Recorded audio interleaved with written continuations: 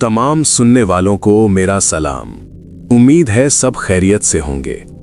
आज का ये वाकया हमारे साथ पंजाब से आयशा ने शेयर किया है और आज भी मेरी पूरी कोशिश होगी कि मैं आपको ये पूरा वाकया आयशा की ही जुबानी सुनाऊं।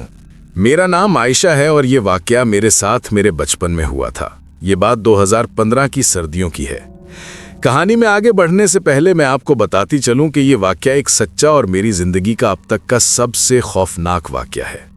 मेरी फैमिली की रिहाइश शुरुआत में साहिवाल में थी, लेकिन फिर बाबा की जॉब की नौयत ऐसी थी कि उन्हें ज्यादातर वक्त लाहौर रहने पड़ता था और वो हमारे घर सिर्फ छुट्टियों में ही आते थे।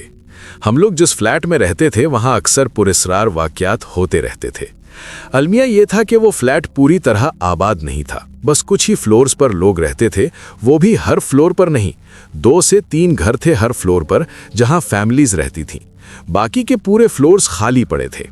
हमारा फ्लोर कुछ ज्यादा ही खाली था क्योंकि उस पर हमारे अलावा सिर्फ एक और फैमिली रहती थी। अक्सा आंटी इस फ्लोर पर हमारी पड़ोसन भी थीं और हमारी अम्मी की बहुत अच्छी दोस्त भी। एक दिन अचानक मेरे अब्बू घर पर आए। उन्होंने अम्मी को बताया कि दादी की तबीयत बहुत ख़राब है, उन्हें ब्रेन स्ट्रोक हुआ है और हॉस्पिटल लेकर गए हैं। वो लोग फ़ौरन घर से हॉस्पिटल के लिए निकल गए। हॉस्पिटल शहर से थोड़ा दूर था और अम्मी ने मुझे ताकीद की थी कि छोटे भाई का ख्याल रखना और घर रात को लॉक कर लेना।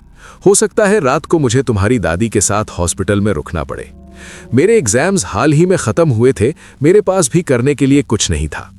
मैंने सोचा कि शाम को अक्सा आंटी की बेटी नैला को घर बुला लूंगी, घर में रौनक भी रहेगी और मुझे डर नहीं लगेगा। लेकिन मुझे ये नहीं पता था कि आज की रात जो मेरे साथ इस फ्लैट में होने वाला है वो मेरी याददाश्त पर एक नाकाबिले फरामूश वाकया बनकर गढ़ जाएगा।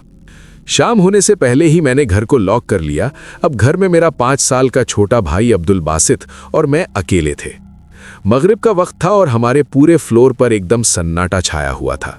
सर्दी का मौसम था तो इतनी खामोशी थी कि ऐसा लगता था कि मैं पूरे फ्लोर पर अकेली ही इस घर में मौजूद हूं। बासित को अम्मी ने खाना खिलाकर जल्दी सुलाने का कह दिया था, तो मैंने जैसे तैसे उसको थोड़ा सा खाना खिलाया, फिर खुद वुजू करके मगरिब की नमाज पढ़ने खड़ी हो गई। मैंने मुसल्ला बिछाया और नमाज पढ़ने लगी। रुकू करते वक्त मुझे ऐसा लगा जैसे किसी ने सरगोशी करने के अंदाज में मेरा नाम लिया है। आवाज बहुत धीमी थी लेकिन मुझे साफ सुनाई दी थी। मैंने सलाम फेरने के बाद एक बार बासित के और मेरे कंबाइन रूम में जाकर देखा। मुझे लग रहा था कि बासित ने आवाज दी है, लेकिन वो तो बेड पर लेटा सो रहा था। मुझे लगा ये सिर्फ मेरा वहम है। वो खुला इलाका था जहां हमारा फ्लैट था, तो वहां तेज हवा चलने की वजह से कभी कभी आवाजें गूंजा करती थी। मैंने जायनमाज उठाकर तय की और फिर अपने उसे रखकर घर का मेन डोर और विंडो का लॉक भी चेक किया। मैं भी खाना खाने किचन में चली गई। किचन में मैंने खाना निकालकर वहीं स्लिप पर बैठकर खाना शुरू कर दिया। अभी मैंने 2-3 निवाले खाए ही थे कि हमारे टीवी लॉन से अम्मी की आवाज़ आती है, आयशा तुम्हें कितना बार बोला है किचन में बैठकर खाना मत खाया करो। मुझे लगा अम्मी अब्बू आ गए हैं, थोड़ा सुकून का एहसास हुआ।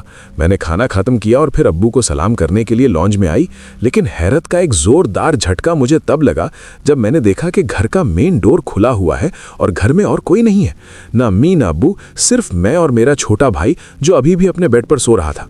मैं लॉन्ज में आने से पहले उसको बेडरूम में चेक करती हुई आई थी, वरना मैं ये भी सोच सकती थी कि भाई ने गेट खोल दिया होगा। अब इस फ्लैट में मुझे पहली बार डर का एहसास हुआ। मैंने गेट को लॉक कर लिया, अंदर से ताला भी लगा लिया। मेरे वजूद में एक अजीब सी घबराहट ने घर कर लिया था। लॉक लगाते हुए हाथ भी कांपने लगे थे।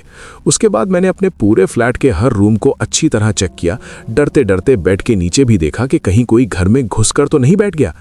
फिर थोड़ा दिमाग को होश आया तो मैंने सोचा कि वो आवाज़ अम्मी की ही थी। मैंने बाहर की खिड़की से नीचे झांक कर देखा, लेकिन अम्मी की गाड़ी भी नहीं खड़ी थी। ये सब मेरा वहम नहीं हो सकता। मैं अब सच में डर से कांप रही थी।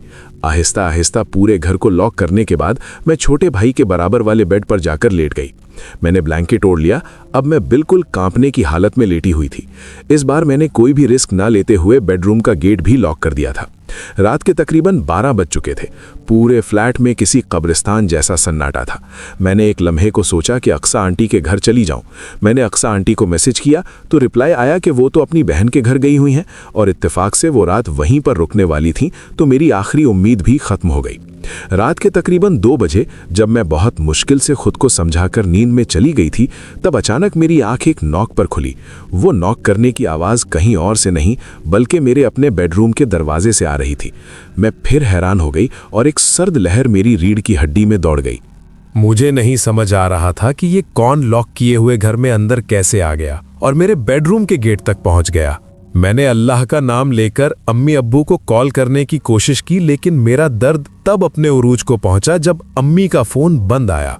मेरी आखिरी उम्मीद भी टूट गई थी और अब कोई चीज मेरे बेडरूम के दरवाजे पर जोर जोर से नॉक कर रहा था।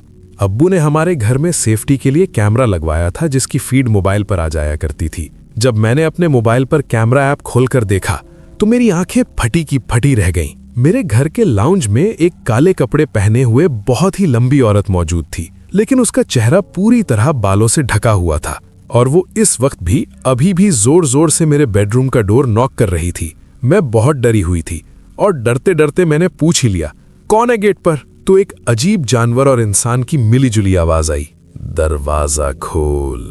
मेरे मुंह से चीख निकल गई। मेरा छोटा भाई जो गहरी नींद में था, पीछे से उसकी आवाज आई, आपो आप किससे बात कर रही हैं? मैंने पीछे मुड़कर उसकी तरफ देखा तो वो अभी भी आधी नींद में बेड पर लेटा आंखें मल रहा था। मैंने नोट किया कि उसके मुझे पुकारने के बाद से दरवाजे पर नॉक होने की आवाज बंद हो गई है।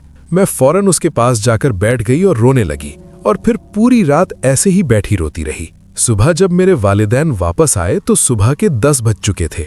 मैं रोते रोते बेहोश हो गई या सो गई ये मुझे भी खबर नहीं हुई। मेरे छोटे भाई ने अम्मी अब्बू के आने पर गेट खोल दिया था।